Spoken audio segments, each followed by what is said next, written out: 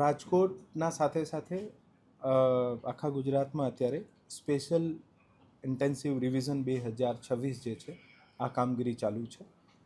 Special intensive revision આ પ્રકારની કામગીરી હોય છે જ્યારે આપણી સંપૂર્ણ મતદાર યાદીમાં જેટલા પણ વોટર્સ જે છે આ વોટર્સ ને ક્યારથી લિસ્ટમાં આવ્યા છે આની સાથે ફેમિલી લિંકેજ પણ કરવામાં આવે છે અને આ વોટર્સ જ્યારે અત્યારે એબસેન્ટ છે કે શિફ્ટ થઈ ગયા છે કે ડેથ થઈ ગયા હોય તો આને આ યાદીમાંથી કમી પણ કરવામાં આવે છે અને આ યાદીના અંતિમ તબક્કામાં સાથે સાથે નવા ફોર્મ પણ લેવામાં આવે છે અને પછી આ બધું મળીને એક નવી યાદી બનતી હોય છે.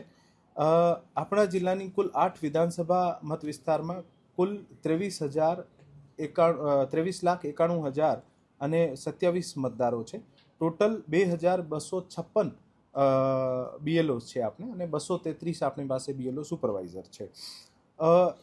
આ SIRના ભાગરૂપે જિલ્લા કક્ષા દ્વારા 23,91,027 ઇન્યુમરેશન ફોર્મ જે ફોર્મ જેમાં મતદાર પોતાની એન્ટ્રી કરશે આ ફોર્મ પ્રિન્ટ કરી દેવામાં આવ્યા છે અને 100% પ્રિન્ટિંગ પછી BLO દ્વારા અત્યાર સુધીમાં મોટાભાગે ફોર્મ્સનું વિતરણ ચાલુ છે અને 7 તારીખ સુધી આવતીકાલ સુધી આ તમામ ફોર્મ્સનો 100% વિતરણ જે છે આ દરેક મતદારને કરી આપવામાં આવશે.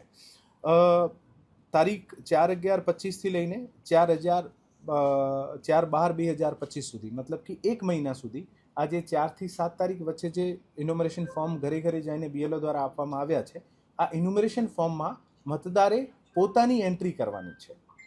મતદાર દ્વારા પોતાની એન્ટ્રી કર્યા પછી મતદારને જે આની જુદા જુદા 3 ક્રાઇટેરિયા બનાવવામાં આવે છે. પહેલો ક્રાઇટેરિયા છે કે 1 જુલાઈ 1987 પહેલાં જન્મેલા જે મતદાર છે અને 2002ની યાદીમાં હતા આ મતદારને ઇન્યુમરેશન ફોર્મમાં સિર્ફ પોતાની વિગતો ભરવાની છે કે હું 2002ની યાદીમાં મારા પાર્ટ નંબર ભાગ નંબર મતદાર વિભાગ કયા હતા. જે મતદાર 1 જુલાઈ 1987 પછી જન્મ્યા હોય અને 2 ડિસેમ્બર 2004 પહેલાંનું જન્મ હોય આને ઇન્યુમરેશન ફોર્મમાં પોતાનું જે છે આ પોતાની ફેમિલી સાથે લિંકેજ કરવાનું રહેશે. લિંકેજ મતલબ કે આનો જે 2002ની યાદીમાં આના ફાધરનું નામ મધરનું નામ કોઈ પણ ફેમિલીના રિલેટિવનું નામ હોય આને સાથે આને લિંક કરવાનું રહેશે. જે લિંક નહીં થઈ શકે તો પછી પોતાના આઈડેન્ટિટીનું પ્રૂફ અને એક પેરેન્ટ્સમાંથી કોઈ એક માતા અથવા પિતામાંથી કોઈ એક પેરેન્ટ્સનો આને આધાર પુરાવા રજૂ કરવાના રહેશે. 2 ડિસેમ્બર 2004 પછી જે મતદાર જન્મેલા છે અને આનું જે આજની તારીખમાં નામ છે તો આને જેવી રીતે અગાઉમાં મેં વાત કરી એવી જ રીતે આમાં પોતાની ફેમિલીનો લિંકેજ કરવાનું રહેશે. પોતાના ફાધર સાથે લિંકેજ પોતાના મધર સાથે ફેમિલી મેમ્બર સાથે લિંકેજ કરવાનું રહે. જે લિંકેજ નહીં કરી શકે તો પછી એક પોતાનું આઈડેન્ટિટી સ્થાપિત કરવાનું આધાર પુરાવા ફાધરની આઈડેન્ટિટી સ્થાપિત કરવાના આધાર પુરાવા અને મધરની આઈડેન્ટિટી. સો આમ કહી શકાય કે 1 જુલાઈ 1987 પહેલાં જન્મેલા હોય અને 2002ની યાદીમાં નામ હોય અને ફક્ત જૂની યાદીમાં પોતાનો પાર્ટ નંબર ભાગ નંબર શું હતો આ જ લખવાનું રહે. કોઈ આધાર પુરાવા આપવાની જરૂર નથી. પરંતુ જે 1 જુલાઈ 1987થી લઈને 2 ડિસેમ્બર 2004ના વચ્ચે જન્મ થયો હોય આને પોતાના પેરેન્ટ્સના સાથે લિંક કરવું પડે અને જે લિંક નહીં કરી શકતા હોય તો પછી પોતાનું અને માતા અથવા પિતામાંથી કોઈ એક આધાર પુરાવો આપવું પડે. અને 2 ડિસેમ્બર 2004 પછી જન્મ થયું હોય આનું લિંક નહીં કરી શકતા હોય તો પછી પોતાના ફાધર અને મધર ત્રણેયનું આધાર પુરાવા આપવાના. અને મેપિંગ જે છે આ આપણા દાદા અને દાદી સાથે પણ થઈ શકે છે. આ તમામ એક્સરસાઇઝ જે છે આ BLO દ્વારા 3 દિવસમાં જે 7 તારીખ સુધી ઇન્યુમરેશન ફોર્મ ઘરે ઘરે જઈને આપવામાં આવશે. પછી આના તમે જોશો કે આના ફોર્મના સૌથી ટોપ ઉપર BLOના મોબાઈલ નંબર લખ્યા છે. તો જેમ જેમ આપ પોતાની વિગતો ભરી દો છો અથવા લિંકેજ કરી દો છો તો BLOને જાણ કરવાની રહે. BLO આપના ઘરે આવીને ફોર્મ કલેક્ટ કરી લેશે. ફોર્મ કલેક્ટ કરવાની જે છેલ્લી તારીખ છે આ 4 ડિસેમ્બર 2025 છે. 4 ડિસેમ્બર 2025 સુધી અમે તમામ જે ઇન્યુમરેશન ફોર્મ્સ છે આ કલેક્ટ કરીશું. હવે સપોઝ ઇન્યુમરેશન ફોર્મ કલેક્ટ નહીં થાય આનું મતલબ આ થયું કે વોટર અથવા તો ત્યાં એબસેન્ટ છે અથવા વોટર ત્યાંથી શિફ્ટ થઈ ગયા છે અથવા વોટરની ડેથ થઈ ગઈ છે જે ઇન્યુમરેશન ફોર્મ નહીં. તો આ તમામ નામો જે છે આની કમી કરીને પછી એક જે ડ્રાફ્ટ ઇલેક્ટોરલ રોલ્સ છે આનું પબ્લિકેશન કરવામાં આવશે. અને આ ડ્રાફ્ટ ઇલેક્ટોરલ રોલ જે છે આ 9 ડિસેમ્બર 2025ના તારીખના દિવસે પબ્લિક કરવામાં આવશે. આ રિલેટેડ કોઈ પણ ક્લેમ્સ અને ઓબ્જેક્શન હોય, ફોર એક્ઝામ્પલ કોઈ એબસેન્ટ કહે કે નહીં હું એબસેન્ટ નથી, ખરેખર મારું નામ કમી થઈ ગયું છે, તો પોતાના ક્લેમ્સ અને ઓબ્જેક્શન રજૂ કરી શકે છે. અમે આ ક્લેમ્સ અને ઓબ્જેક્શનને ધ્યાને રાખીને ફર્ધર કામગીરી કરીશું. સાથે સાથે જે નવા ઘણા બધા વોટર્સ આવશે જે આપણે પાસે, જે 18 વર્ષના થઈ ગયા છે, કારણ કે ઘરે ઘરે જઈને આપણે એક્સરસાઇઝ કરીએ છીએ અને આપણે નવા વોટર્સ મળે છે, અથવા કોઈ બીજી જગ્યાના વોટર્સ અહીંયા રાજકોટમાં આવ્યા છે, તો આ તમામના ફોર્મ 6 પણ કલેક્ટ કરીશું. અને આ સમક્ષમાં કોઈ પણ હિયરિંગ અને વેરિફિકેશનની કામગીરી જે છે આ 31 જૂન 2026 સુધી ચાલુ રહેશે. સો નોટિસ ફેઝ જે છે 9 ડિસેમ્બર 2025થી લઈને 31 જાન્યુઆરી 2026 સુધીનું રહેશે.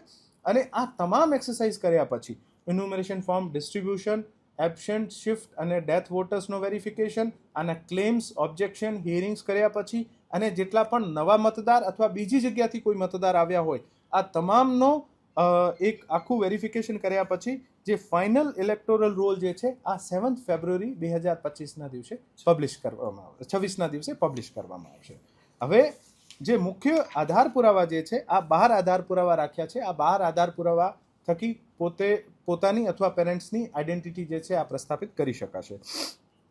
આમાં ફર્સ્ટ છે કોઈ પણ કેન્દ્ર સરકાર, રાજ્ય સરકાર, પીએસયુના નિયમિત કર્મચારી હોય, પેન્શનર હોય, અને આનું કોઈ પણ એક ઓળખપત્ર હોય અથવા પેન્શન ચૂકવણીનો ઓર્ડર હશે, આ પણ એક આધાર પુરાવા તરીકે માન્ય રાખવામાં આવશે. તારીખ 1/7/1976 પહેલા સરકાર, સ્થાનિક અધિકારીઓ, bank, post office, LIC, PSU દ્વારા ભારતમાં જારી કરાયેલ કોઈ પણ ઓળખપત્ર, પ્રમાણપત્ર અથવા દસ્તાવેજ, સક્ષમ અધિકારી દ્વારા ઇસ્યુ કરેલું જન્મ પ્રમાણપત્ર, પાસપોર્ટ, માન્ય બોર્ડ, યુનિવર્સિટી દ્વારા જારી કરાયેલ મેટ્રિક્યુલેશન અથવા શૈક્ષણિક પ્રમાણપત્ર, સક્ષમ રાજ્ય અધિકારી દ્વારા ઇસ્યુ કરેલ કાયમી રહેઠાણનું પ્રમાણપત્ર, વન અધિકાર પ્રમાણપત્ર, ઓબીસી, એસસી, એસટી તથા સક્ષમ અધિકારી દ્વારા ઇસ્યુ કરેલ કોઈ પણ જાતિનું પ્રમાણપત્ર, રાષ્ટ્રીય નાગરિક register, national register of citizens જે છે જ્યાં પણ અસ્તિત્વ હોય, આ જે રજિસ્ટર છે આમાં જે આપનું નામ હોય, તો રાજ્ય સ્થાનિક અધિકારીઓ દ્વારા તૈયાર કરાયેલ કુટુંબ રજિસ્ટર, સરકાર દ્વારા કોઈ પણ જમીન, મકાનની ફાળવણીનો પત્ર હશે, આને પણ એક આધાર પુરાવા તરીકે માન્ય રાખવામાં આવશે. આધાર માટે ભારતના ચૂંટણી પંચના 9/9/2025ના પત્ર જે છે આમાંથી જે નિર્દેશો લાગુ પડ્યા છે આ મુજબ આધાર કાર્ડ, અને 1/7/2025ના સંદર્ભમાં બિહાર રાજ્યની એસઆઈઆર મતદારની યાદીનો કોઈ પણ અંશ, સપોઝ કોઈ નવો વોટર અહીંયા આવતો હોય અને બિહારની એસઆઈઆર યાદીમાં નામ હોય, તો આ પણ એક માન્ય ઓળખ પત્ર તરીકે માનવામાં આવશે. એવી રીતે આ 13 જે છે આ આધાર પુરાવાને ધ્યાને રાખીને આ એસઆઈઆરની કામગીરી કરવામાં આવશે. હું આપ તમામને વિનંતી કરું છું કે આ માહિતી જે છે આ વધુમાં વધુ દરેક જગ્યાએ પહોંચાડવામાં આવે, અને આપણે શહેરમાં ખૂબ સારી રીતે તમામ પોલિટિકલ પાર્ટીઝ દ્વારા બીએલએઝની પણ અપોઇન્ટમેન્ટ કરવામાં આવી છે, અને પોલિટિકલ પાર્ટીઝ દ્વારા બીએલએ મારફત પણ આ જે કામ છે આ કરવામાં આવી રહ્યું છે. આપ થકી મને તમામ વોટર્સને, મતદારોને વિનંતી છે કે આ ઇન્યુમરેશન ફોર્મ ચોક્કસપણે યાદ રાખીને બીએલઓને રિટર્ન કરવામાં આવશે. જે રિટર્ન નહીં થાય તો એવું માનવામાં આવશે કે આ વોટર જે છે એબસેન્ટ છે, શિફ્ટેડ થઈ ગયા છે અથવા ડેથ થઈ ગઈ છે, અને આ અનુરૂપ આપનું નામ જે છે કમી નહીં થાય. અમે અમારી તરફથી 100% પ્રયત્ન કરીશું કે તમામ વોટર્સ જે છે આને પાસેથી પ્રોએક્ટિવ રીતે અપ્રોચ કરીને આ ફોર્મ મેળવવામાં આવે. પણ વોટર્સને પણ મારી અપીલ છે કે વધુમાં વધુ આ ફોર્મ રિટર્ન કરે, જેથી આ આપની જે કામગીરી છે આ ખૂબ સારી રીતે, સમયસર રીતે પૂરી કરી શકે.